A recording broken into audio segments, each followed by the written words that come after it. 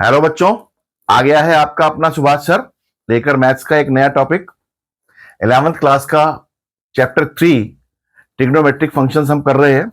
इसमें मैंने आपको एक्सरसाइजेस 3.1 और 3.2 और 3.3 से रिलेटेड कंसेप्ट बताया और 3.3 के मैंने लगभग 12-13 क्वेश्चंस करवाए। आपको ट्रिग्नोमेट्री करते हुए कैसा लग रहा है? मैं आपसे एक सबका ओपिनियन जानना चाहता हूं बच्चों को कि एक ट्रिग्नोमेट्री आपने 10th में की थी, एक ट्रिग्नोमेट्री आप 11th में कर रहे हो। 11th में जो ट्रिग्नोमेट्री है कहते हैं कि वो बहुत मुश्किल है, लेकिन मुश्किल कुछ नहीं होता। हमने एक चैप्टर सेट्स का पढ़ा था कि मतलब जो यूनिवर्सली ट्रू हो वो जो है स्टेटमेंट ट्रू होती है, अदरवाइज यूनिवर्सली ट्रू ना हो तो वो स्टेटमेंट ट्रू नहीं होती। अगर हम कहें कि ट्रिग्नोमेट्री मुश्किल है, एक बच्चा कह रहा है कि ट्रिग्नोमेट्री मुश्किल है, एक बच्चा कह रहा है नहीं ट्रिग्नोमेट्री आसान है। 11th की भी आसान थी और 10th की भी आसान थी, दोनों आसान है। सिर्फ एक बच्चा क्या कर रहा है, प्रैक्टिस कर रहा है, एक बच्चा प्रैक्टिस नहीं कर रहा। मैंने आपको मैथ्स के लिए एक गुर सिखाया है। मैथ्स में आप जितनी ज्यादा प्रैक्टिस करोगे उतना आपको अच्छा समझ में आएगा। अगर आप लोग स्कूल का, कोचिंग का, ट्यूशन का पढ़ाया हुआ, क्योंकि स्कूल में टीचर और कोचिंग में जो टीचर होते हैं या आपके घर पे जो ट्यूटर आता है वो आपको कंसेप्ट बताता है, बाकी की प्रैक्टिस आपने करनी है। क्वेश्चंस अगर आप जितने ज्यादा ही ज्यादा करोगे, कंसेप्ट एक बार समझ लो, क्योंकि कंसेप्ट तो एक बार बताना पड़ेगा ना। हर टीचर वो तो एक गाइडेंस कोई ना कोई देगा, टीचर देगा या ट्यूटर देगा या पेरेंट्स से भी आप ले सकते हो। वो गाइडेंस लेने के बाद आपने प्रैक्टिस अपने आप करनी है। 3.3 एक्सरसाइज में बहुत सारे फार्मूले थे, लगभग 25-30 फार्मूले हैं। इतने फार्मूलेस याद करना आसान नहीं होता। ठीक है, मैं मानता हूं कि बहुत सारे फार्मूले, लेकिन अगर एक ही चीज को हम बार बार, एक फार्मूले को हम बार बार, एक फार्मूले के हम से रिलेटेड 10 क्वेश्चंस कर लेंगे तो वो फार्मूला हमें अपने आप ही याद हो जाएगा। इसीलिए प्रैक्टिस करना बहुत जरूरी है। इससे पहले कि मैं आज का टॉपिक स्टार्ट करूं, मेरी आप लोगों से रिक्वेस्ट है कि मेरे इस चैनल को सब्सक्राइब कर लें। अगर नहीं किया है तो सब्सक्राइब कर लें, और अगर सब्सक्राइब किया हुआ है और वीडियो पसंद आती है तो उसे लाइक और शेयर जरूर करें, और साथ साथ बेल बटन भी दबाएं ताकि मेरी आने वाली सभी नोटिफिकेशंस और वीडियोस का नोटिफिकेशन आपको टाइम पर मिलता रहे। तो चलिए आज का नेक्स्ट टॉपिक हम स्टार्ट करते हैं। ये एक्सरसाइज 3.4 से रिलेटेड है और ये ट्रिग्नोमेट्रिक फंक्शंस का आखिरी टॉपिक है। ये है ट्रिग्नोमेट्रिक इक्वेशंस। अब जैसे इक्वेशंस होती हैं, इक्वेशन का मतलब क्या होता है? इक्वेशन, ये शायद मैंने पहले भी आपको बताया था। इक्वेशन क्या होता है? इक्वेशन वर्ड जो है, वर्ड इक्वल से बना हुआ है। ठीक है, ये वर्ड जो है इक्वल है। अगर if an algebraic expression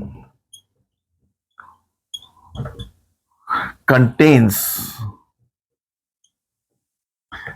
is equal to sign, then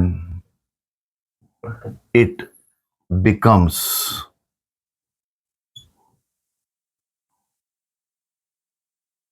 equation. मतलब अगर किसी भी एल्जेब्रिक एक्सप्रेशन में इज इक्वल टू का साइन रखा हुआ है, अगर मैं लिखूं 2x प्लस 9, सिर्फ ये लिखा हुआ है, तो ये हमारा एल्जेब्रिक एक्सप्रेशन है और इसमें एक अननोन वैल्यू है। इसका आंसर क्या आ सकता है? इसके बहुत सारे आंसर आ सकते हैं। मैं इसमें 0 रख दूं तो 9 आ जाएगा, 1 रख दूं तो 11 आ जाएगा, -1 रख दूं तो 7 आ जाएगा, -2 रख दूं तो 4 आ जाएगा, 2 रख दूं तो 13 आ जाएगा। इस तरह से हम x की बहुत सारी वैल्यूज, ये जो x होता है ये अननोन वेरिएबल होता है, इसको हम वेरिएबल बोलते हैं। अननोन वेरिएबल ये कॉन्स्टेंट्स होते हैं, ये कोएफिशिएंट होता है। ठीक है, सारी चीजें मैंने आपको बता रखी हैं। इस अलजेब्रिक एक्सप्रेशन में मैं अगर इज इक्वल टू 7 लिख दूं, ठीक है, तो ये इसका जो आंसर होगा वो एक यूनिक आंसर होगा and this becomes an equation. अब अगर मैं यहां पर -1 रखूं तो 9 - 2 इज इक्वल टू 7, तो यहां पर x इज इक्वल टू, इसका आंसर -1 है, इसके अलावा इसका कोई और आंसर नहीं है। तो ये जो होता है ये इसका सॉल्यूशन होता है। ये मैंने आपको वर्ड इक्वेशन का मीनिंग बताया। अब ट्रिग्नोमेट्रिक इक्वेशंस क्या होती हैं? ट्रिग्नोमेट्रिक इक्वेशंस जैसे अगर मैं लिखूं sin x is equal to sin y, ये एक ट्रिग्नोमेट्रिक इक्वेशन है। इसमें हमें ये x की वैल्यू निकालना in terms of y is it's solution. ठीक, इसको हम बोलते हैं सॉल्यूशन। मतलब यहां पर लिखें to find x is solution. x की वैल्यू को फाइंड आउट करना हम सॉल्यूशन बोलते हैं। अब x की वैल्यू हम फाइंड कैसे करते हैं? अब ये सॉल्यूशन का मतलब x की किस किस वैल्यूज के लिए हम ये इक्वेशन जो है इक्वल होंगी। अब x की किस किस वैल्यूज के लिए होंगी वो हम इसमें अब देखेंगे। अब यहां पर एक चीज मैंने आपको बताई है, सॉल्यूशन।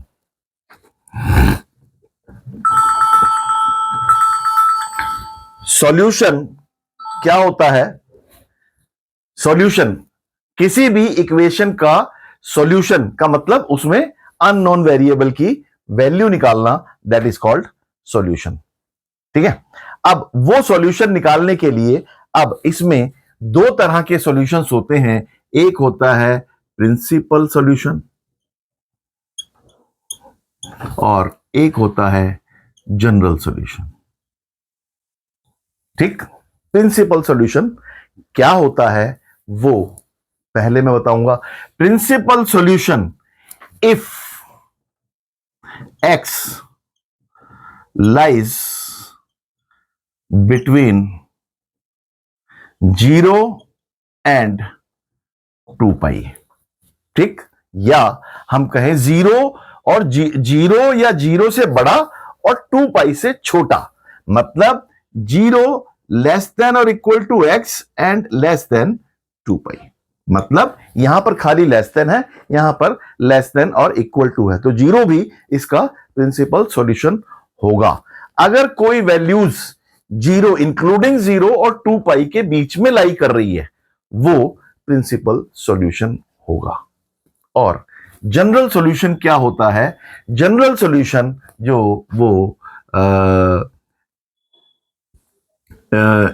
ए सॉल्यूशन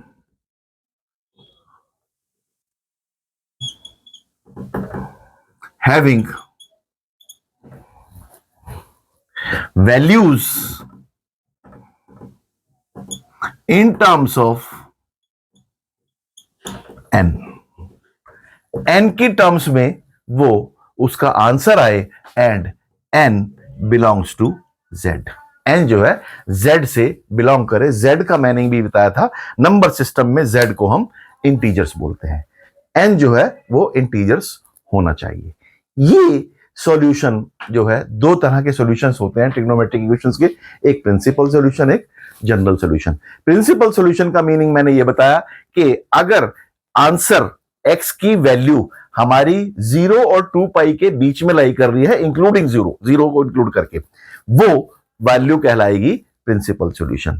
अगर 2 पाई से आगे भी आंसर है और कितने भी आंसर हो सकते हैं ऐसे सॉल्यूशन, एक जनरल सॉल्यूशन जो है वो एक x की वैल्यूज बहुत सारी हो सकती है, अनलिमिटेड वैल्यूज हो सकती हैं, तो उसको हम n की टर्म्स में अगर प्रेजेंट करें और उसको जनरल सॉल्यूशन, उसको हम बोलेंगे जनरल सॉल्यूशन। और n की वैल्यू जो है वो कोई भी इंटीजर होगा। ये प्रिंसिपल सॉल्यूशन और जनरल सॉल्यूशन का डेफिनेशन है। ठीक है, अगर आप प्रिंसिपल सॉल्यूशन और जनरल सॉल्यूशन की चीजें याद रखोगे तो आपको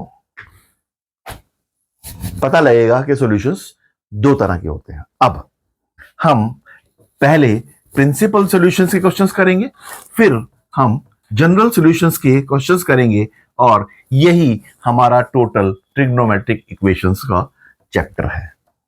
अब प्रिंसिपल सॉल्यूशंस, मैं एक चीज लिख रहा हूं, प्रिंसिपल सॉल्यूशंस। प्रिंसिपल सॉल्यूशंस का मीनिंग क्या बताया मैंने? 0 लेस देन और इक्वल टू x और लेस देन 2 पाई। मतलब x जो है, जो अननोन वेरिएबल है, उसकी वैल्यू 0 और 2 पाई के बीच में लाई करनी चाहिए, इंक्लूडिंग 0। 0 भी उसमें हम इंक्लूड करेंगे। एक बताया था ना मैंने, ओपन इंटरवल और क्लोज्ड इंटरवल, ठीक है ना। ओपन इंटरवल, ये जो है ओपन इंटरवल का अगर मतलब एंड पॉइंट्स अगर इंक्लूडेड नहीं है तो वो तो कहलाता है ओपन इंटरवल, और अगर एन पॉइंट्स इंक्लूडेड हैं तो वो कहलाता है क्लोज्ड इंटरवल। ये सारी चीजें हमने अभी 11th के जो हमने पिछले चैप्टर्स किए हैं उनमें हमने सीखा है। अब प्रिंसिपल सॉल्यूशंस में एक वैल्यू है, जैसे मैं लिखूं sin x is equal to half.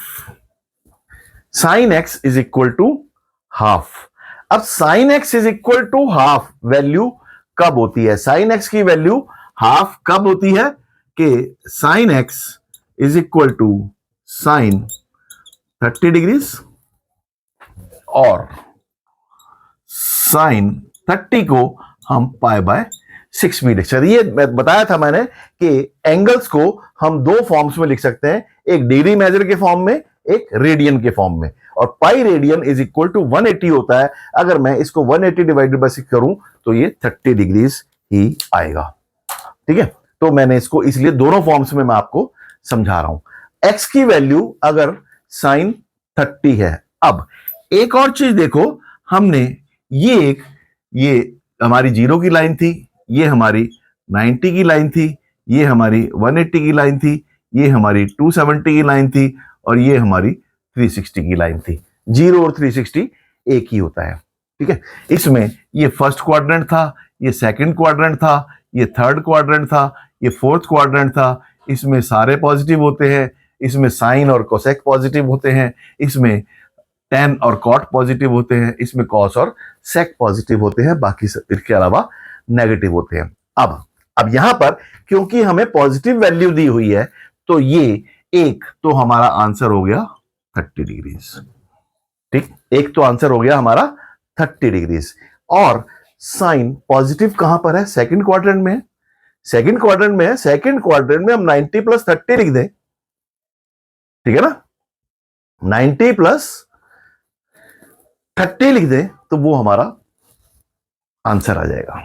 90 plus 30 कितना होता है? सॉरी, 90 प्लस 30 नहीं, 180 माइनस। हमेशा 180 और 360 से किया करो, क्योंकि 90 वाले में साइन का कॉस और कॉस का साइन हो जाता है, इसलिए हम उसको नहीं लिखेंगे। तो 180 माइनस 30, अगला आंसर इसमें 150 डिग्रीज आया। उसके बाद फिर वापस यहां पर आ जाएगा, ये हर वैल्यू हम ले चुके हैं, यहां पर साइन और कॉस पॉजिटिव है, तो यहां पर 30 और 50 डिग्रीज, ये दोनों के दोनों क्योंकि 0 और 2 पाई के बीच में लाई कर रहे हैं, इसलिए it is called principal solutions. इसको हम प्रिंसिपल सॉल्यूशन बोलते हैं।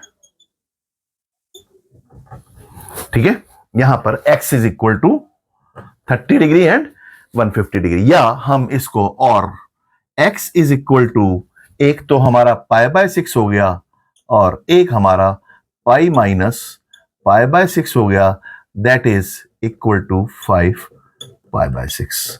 तो ये हमारा answer pi by 6 and 5 pi by 6, ये हमारा आंसर हो गया। 5 पाई बाय 6 को अगर मैं डिग्री मेजर्स में कन्वर्ट करना चाहूं तो ये 5 इंटू 180 डिवाइडेड बाय 6, और 6 से इसको मल्टीप्लाई करो 30, 35 जा 150, इस तरह से हम डिग्री मेजर में कन्वर्ट करते हैं। ये मैंने आपको पहले बता रखा है। ठीक है, तो ये 30 डिग्री और 150 डिग्री, या पाई बाय 6 और 5 पाई बाय 6, ये इसका प्रिंसिपल सॉल्यूशन हुआ। इसका उल्टा, अगर ये question sine x is equal to -12 होता तो इसका प्रिंसिपल सॉल्यूशन क्या होता? तो इसका प्रिंसिपल सॉल्यूशन क्या होता? अब हमने यहां पर देखना है कि y एक तो 30 डिग्री पे होता है ये, ठीक है। अगर मैं 30 डिग्री लूंगा, 30 डिग्री पे हाफ तो पॉजिटिव होता है, लेकिन हमने नेगेटिव वैल्यू लेनी है तो ये फर्स्ट और सेकंड क्वाड्रेंट को हम छोड़ देंगे, ठीक है। फर्स्ट और सेकंड हम नहीं लेंगे। तो पहला हमारा क्वाड्रेंट ये वाला है, दूसरा हमारा क्वाड्रेंट ये वाला है। इस दोनों क्वाड्रेंट में साइन हमारे नेगेटिव होंगे। तो ये 180 माइनस 30 कॉमा और 360 माइनस 30, ये हमारे जो है 150 डिग्रीज, सॉरी 180 प्लस 30, सॉरी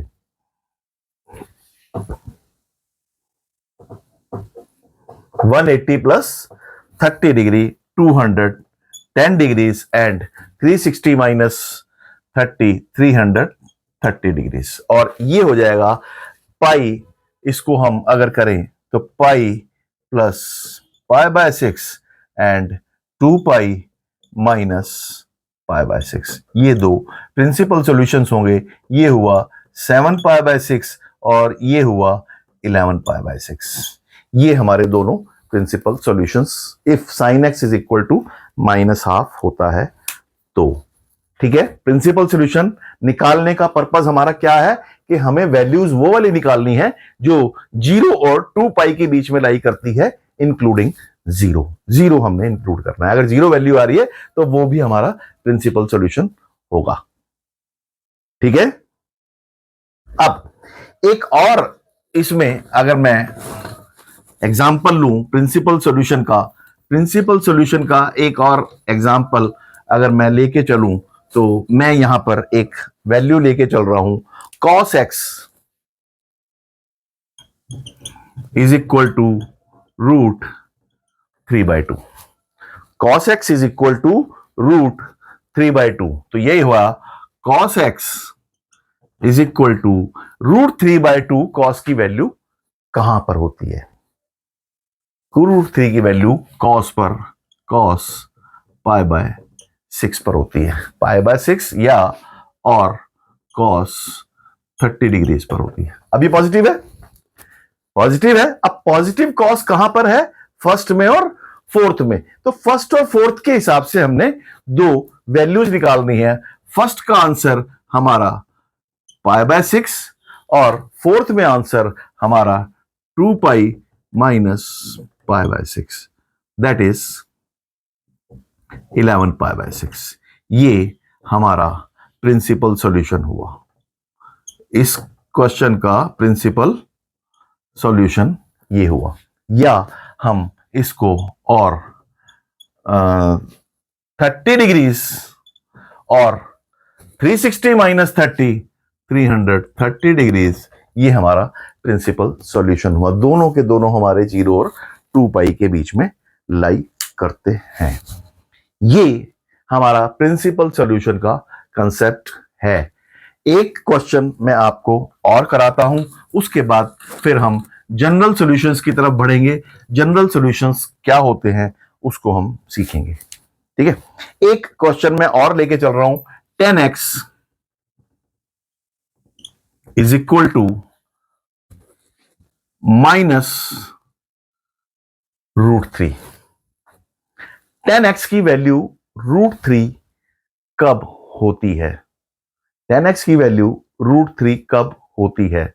मेरे ख्याल से 10x की वैल्यू √3 नहीं होती। मैं इसको यहां पर cot x लिख देता हूं, ठीक है। cot x की वैल्यू √3 होती है। cot x is equal to -√3।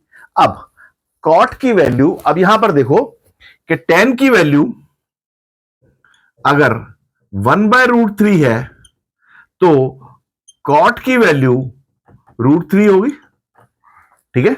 उल्टा होता है इसका। अब 10 की वैल्यू √3 कब होती है? π/6 पर, और cot की ये भी π/6 पर वैल्यू होगी। 1/√3 जो है वो π/6 30 डिग्रीज होता है। या इसको मैं एक चीज और करूं कि मैं इसको यहां पर -1 लिखता हूं, ठीक है। अब tan की वैल्यू 1 कब होती है? tan की वैल्यू 1 होगी तो cot की भी 1 होगी। tan की वैल्यू 1 कब होती है? π/4 पर, और 1 भी कब होती है? cot की π/4 पर। तो π/4 पर होती है। तो यहां पर हम लिखेंगे cot x is equal to cot -π/4 या π/4 माइनस, ठीक है, minus cot x minus cot π/4 होगा, या हम अंदर लिखे बात एक ही है, क्योंकि नेगेटिव एंगल में मैंने बताया था कि cos और sec बाहर आकर पॉजिटिव हो जाते हैं, बाकी सब नेगेटिव होते हैं। तो ये cot x is equal to -1 इसका आंसर बनेगा। अब हमें देखना है cot कहां पर नेगेटिव होता है। वो हमारा सेकंड और फोर्थ क्वाड्रेंट में हमारा नेगेटिव होता है। तो पहला प्रिंसिपल सॉल्यूशन हमारा आया, पहला प्रिंसिपल सॉल्यूशन π/4 की फॉर्म में लूं तो एक आया हमारा पाई प्लस π/4, नेगेटिव लेना है ना हमने, सॉरी सेकंड में पाई माइनस π/4, ठीक है। और दूसरा फोर्थ में ये 2 पाई माइनस π/4, ठीक। तो ये आंसर आया हमारा 3 π/4 एंड 7 π/4, ये हमारा सॉल्यूशन हुआ। या हम 180 माइनस 45, 135 या 360 माइनस 45, हम 315 डिग्रीज, ये हमारे दोनों के दोनों प्रिंसिपल सॉल्यूशंस इसके हुए। ये प्रिंसिपल सॉल्यूशन का आपका कंसेप्ट है। प्रिंसिपल सॉल्यूशन में हम सिर्फ इतना ही जानेंगे, ठीक है। प्रिंसिपल सॉल्यूशन का मेरे ख्याल से आपको कंसेप्ट क्लियर हो गया होगा।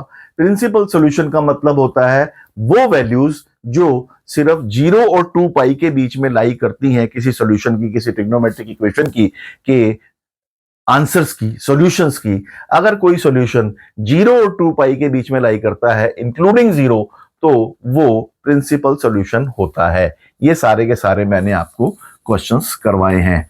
अब हम चलेंगे आगे जनरल सॉल्यूशंस की तरफ। जनरल सॉल्यूशंस में मैंने बताया था कि आंसर अगर n की टर्म्स में आ रहा है, मतलब n की हम कोई भी वैल्यू रखते चले जाएं उसमें, और वो हमारे आंसर्स अनलिमिटेड आते चले जाएं, तो उसको हम जनरल सॉल्यूशन बोलते हैं।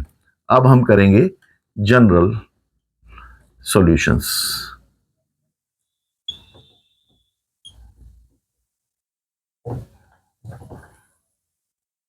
अब जनरल सॉल्यूशंस जो है वो बहुत 6 तरह के जनरल सॉल्यूशंस होते हैं। उन 6 के तरह के जनरल सॉल्यूशंस के हम सॉल्यूशंस करेंगे, उनको प्रूव करेंगे और उनके आंसर्स निकालेंगे। फिर ट्रिग्नोमेट्रिक इक्वेशंस को सॉल्व करने के लिए इन फार्मूलों का हम यूज करेंगे। अब मैं आपको 6 फार्मूले लिखवा रहा हूं। पहले 6 फार्मूले हम एक एक करके प्रूव करेंगे, बाद में 6 के 6 फार्मूलेज में आपको लिखवाऊंगा। पहला है, फर्स्ट जनरल सॉल्यूशन है कि sine x is equal to, अगर 0 वैल्यू है, साइन एक्स की वैल्यू अगर 0 है। अब 0 वैल्यू कहां कहां पर हो सकती है, ये मैंने आपको बताया था। अगर x sine is equal to 0 है तो x इज इक्वल टू एक तो 0 हो गया। 0 की वैल्यू साइन पर और कहां पर होती है। अब यहां पर वही चीज अगर मैं देखूं, ये यहां पर 0 है और यहां पर 180 माइनस मैं 0 करूं तो ये इस क्वाड्रेंट में लाई करेगा, तो ये जो है पाई माइनस 0, तो ये पाई एक आपका आंसर हो गया। एक पाई हो गया, एक 2 पाई हो गया, एक 3 पाई हो गया, एक 4 पाई हो गया, एक 6 पाई हो गया, एंड डैश डैश डैश। अगर मैं इसको जनरल टर्म्स में लिखूं तो ये is equal to n pi हो गया, where n means n belongs to z। n जो है वो z होता है। तो यहां पर एक हमारा पहला आंसर हुआ, if sine x is equal to 0 this implies x is equal to n pi and n belongs to z। ये हमारा पहला फॉर्मूला है। ठीक, ये मैंने इसका सॉल्यूशन करवाया। ये आपको फॉर्मूला याद रखना है कि अगर sine x is equal to 0 दे रखा है तो हमने इसको, मतलब साइन 0 0 होता है ना, या यहां पे मैं लिखूं कि if sine x is equal to sine 0 then x is equal to 0। और साइन 0 भी यही होता है, साइन पाई भी यही होता है, साइन 2 पाई भी यही होता है, एंड सो ऑन। इसी तरह से ये हमारा पहला फार्मूला है। और दूसरा फार्मूला हमारा इज इक्वल टू, जैसे हमने साइन एक्स लिया है वैसे हम कॉस एक्स लेंगे। If cos x is equal to 0 then answer क्या होगा? अगर मैं cos x is equal to 0 लूं तो हमारा आंसर क्या होगा? ठीक है, अगर मैं cos x is equal to 0 लूं तो हमारा आंसर क्या होगा? cos x is equal to 0 अगर मैंने रखा तो आंसर क्या होगा? अब cos की वैल्यू 0 कब होती है? cos x is equal to 0 कब होता है? पाई बाय 2 पर। मतलब cos की वैल्यू 0 हमारी पाई बाय 2 पर होती है, तो हम इसको cos पाई बाय 2 लिख सकते हैं।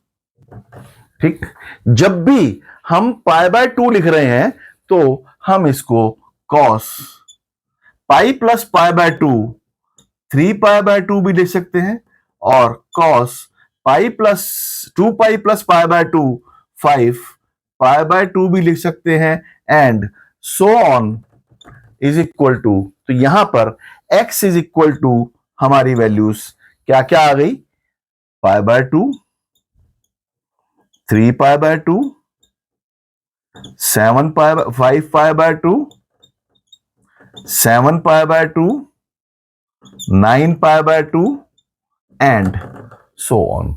अब अगर इसको मैंने जनरल टर्म में कन्वर्ट करना हो इस सीरीज को, तो जनरल टर्म में कन्वर्ट करने के लिए हमारा फॉर्मूला बनेगा 2n plus 1 whole divided by, या 2n plus 1 into pi by 2 where n belongs to z। मतलब अगर हम यहां पे n की जगह इंटीजर्स पुट करते चले जाएं, 0 पुट करूं तो पाई बाय 2, 1 पुट करूं तो 3 पाई बाय 2, 2 पुट करूं तो 5 पाई बाय 2, 3 पुट करूं तो 7 पाई बाय 2, 4 पुट करूं तो 9 पाई बाय 2। इसी तरह से अगर मैं माइनस पुट करूं तो minus pi by 2, cos minus pi by 2 भी 0 ही होगा। मतलब आप cos 0 0 लिखो या माइनस cos 0 0 लिखो, आंसर एक ही है, माइनस से इसका कोई फर्क नहीं पड़ेगा। इसलिए हम इसको जनरल सॉल्यूशन बोलते हैं, और this implies n is equal to 2n plus 1 into pi by 2 where n belongs to z। ये हमारा सेकंड फॉर्मूला हुआ। इसको हम सेकंड फॉर्मूले के फॉर्म में लिख सकते हैं। ठीक है, एक और है इसके अलावा, tan x is equal to 0।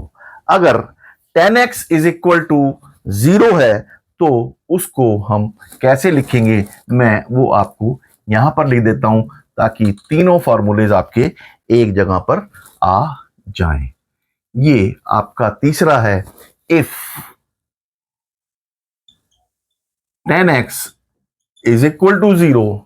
अगर tan x is equal to 0 है तो tan की वैल्यू 0 कहां पर होती है? tan 0 पर होती है। वही चीज जैसे ये साइन 0 पर वैल्यू आई थी, उसी तरह से ये tan 0 पर वैल्यू आ रही है। तो जो साइन का हमारा आंसर होगा वही हमारा tan का भी आंसर होगा। तो हम इसको tan 0 और tan पाई और tan 2 pi and so on लिख सकते हैं। तो यहां से हमारा x is equal to 0 pi 2 pi 3 pi 4 pi 5 pi and so on. अगर मैं इसको एंड तक लिखता चला जाऊं तो इसका आंसर n पाई हो जाएगा। तो this implies the formula x is equal to n pi where n belongs to z। ये फॉर्मूला आपका तीसरे वाला बन गया। ठीक, ये तीन आपके जनरल सॉल्यूशंस हैं अगर sin x is equal to 0 है, cos x is equal to 0 है और tan x is equal to 0 है। अब अगर हम जब ट्रिग्नोमेट्रिक इक्वेशंस को सॉल्व करने के क्वेश्चंस करेंगे उसमें जहां पर भी sin x is equal to 0 आया तो हम directly x is equal to n pi value लिख देंगे, वो इसका आंसर हो जाएगा। जहां पर भी cos x is equal to 0 आएगा उसकी जगह हम x is equal to 2n+1 into pi by 2 लिख देंगे और ये हमारा उसका सॉल्यूशन हो जाएगा। इस तरह से हम ट्रिग्नोमेट्रिक इक्वेशंस के ये अभी हमने 3 फॉर्मूले सीखे हैं। इन 3 फॉर्मूलों को करने के बाद इसमें अभी 3 फॉर्मूले और हैं। उसके बाद फिर हम ट्रिग्नोमेट्रिक इक्वेशंस के क्वेश्चंस करेंगे। पहले हम एग्जांपल्स करेंगे, फिर हम एक्सरसाइज 3.4 करेंगे और उसके बाद हमारा ये चैप्टर फिनिश हो जाएगा। ठीक है, नोट कर लो इन तीनों फार्मूलों को। उसके बाद मैं आपको साइन और कॉस वाले क्वेश्चंस करवाने जा रहा हूं।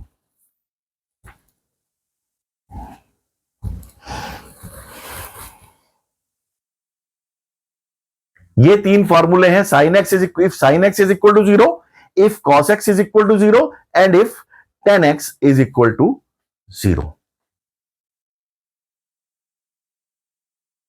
बाकी के जो 3 फॉर्मूले हैं वो मैं आपको नेक्स्ट क्लास में करवाऊंगा। नेक्स्ट क्लास में मैं आपको वो तीनों फॉर्मूले करवाऊंगा। आज हमने जो एक चीज सीखी, एक तो प्रिंसिपल सॉल्यूशन क्या होता है। प्रिंसिपल सॉल्यूशन वो होता है जो सॉल्यूशन 0 और 2 पाई के बीच में लाई करे और 0 इंक्लूड होता है, पाई से कम हो और 0 से ज्यादा हो, वो प्रिंसिपल सॉल्यूशन होता है। वो मैंने आपको कुछ क्वेश्चंस करवाए।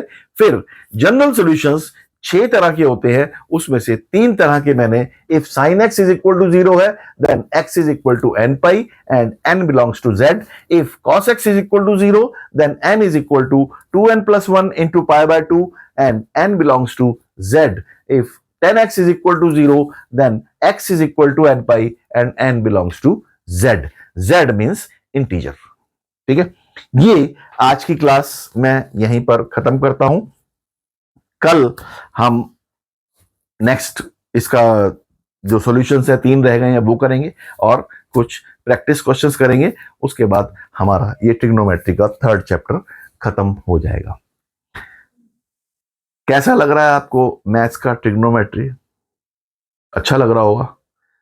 मैं कोशिश कर रहा हूं कि आपको अच्छे से अच्छे समझाऊं, लेकिन मेरे समझाने का फायदा आपको तभी होगा जब मेरे समझाए हुए के बेसिस पर आप क्वेश्चंस अपने आप करें। अपने आप करेंगे, प्रैक्टिस करेंगे तो आपको कंसेप्ट बहुत अच्छे से समझ में आएगा। और जितनी ज्यादा प्रैक्टिस करोगे, मैं बार बार हर क्लास में एक ही बात कहता हूं कि मैं प्रैक्टिस के लिए आपको जरूर कहता हूं, प्रैक्टिस करो और अच्छे नंबर पाओ।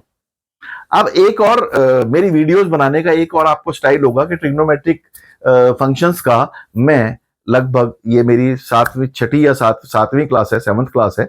अब इसमें जो मेरी आज की 7th क्लास है, इसके डिस्क्रिप्शन बॉक्स में पिछली 6 क्लासेस का लिंक गिवन होगा।